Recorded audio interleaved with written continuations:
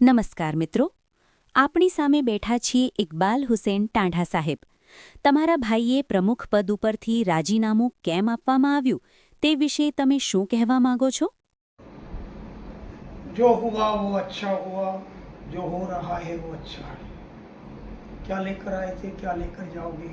जो कुछ पाया तुमने यहीं से पाया. तुम्हारा क्या था जो तुमने खो दिया? जो आज तुम्हारा है कल किसी और का. संसार का नियम ही परिवर्तन है. રાજીનામું તો એક ઔપચારિક રીત હતી એમની, બાકી આપવું પણ એવું જ છે. મેં વકફ બોર્ડની અંદર ખૂબ જ ઝીણવટભરી અપીલ કરી હતી કે ભાઈ પીપલ્સ કોઓપરેટિવ બેંકના 13 કરોડ રૂપિયાનું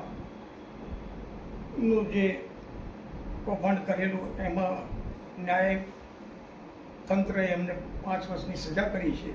આવા વ્યક્તિને આવી શૈક્ષણિક સંસ્થામાં રહેવાનો અધિકાર જ નથી. એકચ્યુઅલી એમને મોરલ ડ્યુટી છે, પણ શું ખબર આજે એમને એવું લાગ્યું એટલે એમણે રાજીનામું મૂક્યું. દબાવ હતો વકફ બોર્ડનો. આજે મારા હિસાબે એમ કહેવાય કે ન્યાયની જીત થઈ છે. એટલે આમાં કોઈ ખુશીનો માહોલ નથી, કોઈ હાર જીત નથી, આ કોઈ ક્રિકેટની રમત નથી. આ એક સમાજની સંસ્થા છે જેની અંદર આવનારું ભવિષ્ય છે. આ સમાજનું ભવિષ્ય અંદર સમાયેલું છે. તેવા નેક માણસોએ અંદર રહેવાની જરૂર છે. તમે બીજા ક્ષેત્રમાં પણ કૌભાંડ કરતા હોય અને અહીંયા આવવાની વાત કરતા હોય એ પણ યોગ્ય નથી. અહીંયા તો સ્વચ્છ માણસ કે જે 2 પૈસા ખર્ચી શકે, દાન આપી શકે એવા વ્યક્તિઓની જરૂર છે. 1000-2000ના મેમ્બર બની અને સેક્રેટરી બની જાઓ, જોઈન્ટ સેક્રેટરી બની જાઓ, ઉપપ્રમુખ બની જાઓ તો આ કોઈ વેપારી પેઢી થોડી છે. અહીંયા તો સમાજને ઘડવાનો છે. અમારા પિતાના નામે અમે જમીનનો નફો આપ્યો, પૈસા આપ્યા. આજની તારીખમાં 50 કરોડની પ્રોપર્ટી છે અને મારા જેવાને એમ કે તમે અહીંયા ના આવો. આ સારું છે? પેઢી બનાવી દીધી. એટલે ખૂબ મહેનત પછી અલ્લાહે સફળતા આપી છે. સફળતાનો કોઈ જસ નથી, અમે માનતા પણ નથી.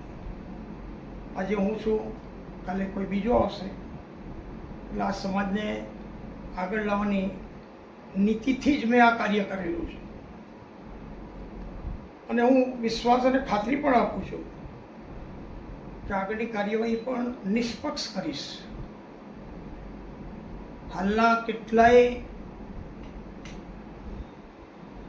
હોદ્દેદારો જે છે એ હોદ્દેદારો આ સંસ્થાને લાયક નથી. જે પોતાની જિંદગીમાં ક્યારે સફળ નથી રહ્યા એ પોતે કેવી રીતે આ સંસ્થાને સફળ બનાવશે?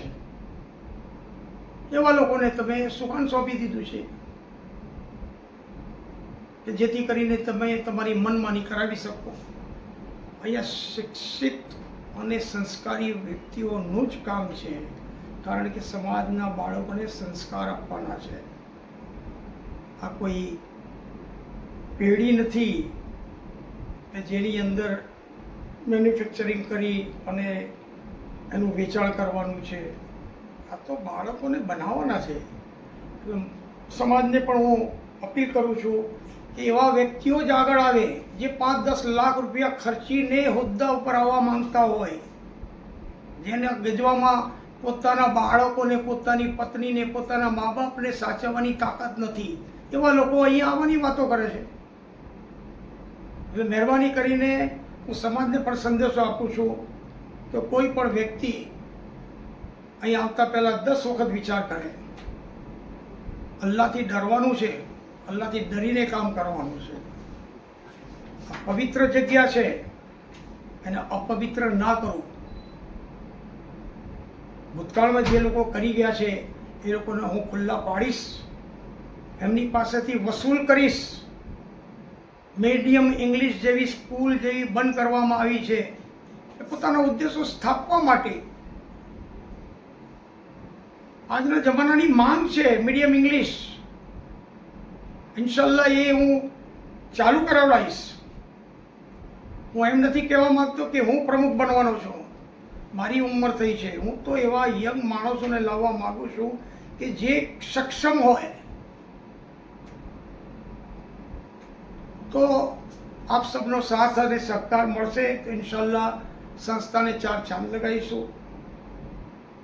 કોઈને મૂર્ખ બનાવવાની જરૂર નથી. ટેન્ડરો પાડવામાં નથી આવ્યા. મરજીમાં આવે ત્યાંથી મટીરિયલ ખરીદવામાં આવ્યું છે.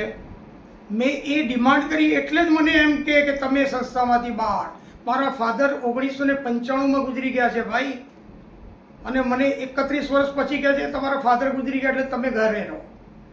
50 કરોડનું દાન આપેલું કહેવાય. 50 કરોડનું દાન એને તમે એમ કહો કે ઘરે રહો એમ, અને 2000 રૂપિયા આપીને મેમ્બર બન્યો એને તમે એમ કહો કે તું વહીવટ કર, તું સેક્રેટરી બની જા, તું જોઈન્ટ સેક્રેટરી બની જા. આ સંસ્થાનું માળખું બનાવેલું છે આવું. આ માળખાને કકડભૂસ કરવાનું છે. હજુ તો ઘણું કામ કરવાનું છે ભાઈ. એટલે દરેક વ્યક્તિને, દરેક આ સમાજના, મુસ્લિમ સમાજના લોકોને અપીલ કરું છું, આગળ આવો, મને સાથ આપો. હું તમને મદદ કરીશ જ્યાં સુધી જીવું છું ત્યાં સુધી. અલ્લાહે મને શક્તિ આપી છે, માલ પણ આપ્યો છે, નોલેજ પણ આપ્યું છે. 25,000 સર્વેયરની ઇન્સ્ટિટ્યૂટનો હું ઓલ ઇન્ડિયાનો પ્રેસિડેન્ટ રહી ચૂક્યો છું. 2-5 હજાર મેમ્બરોનો નહીં, એવી સંસ્થાના આગેવાની કરીને બેઠો છું અને સક્ષમ બનાવીને મેં છોડી છે.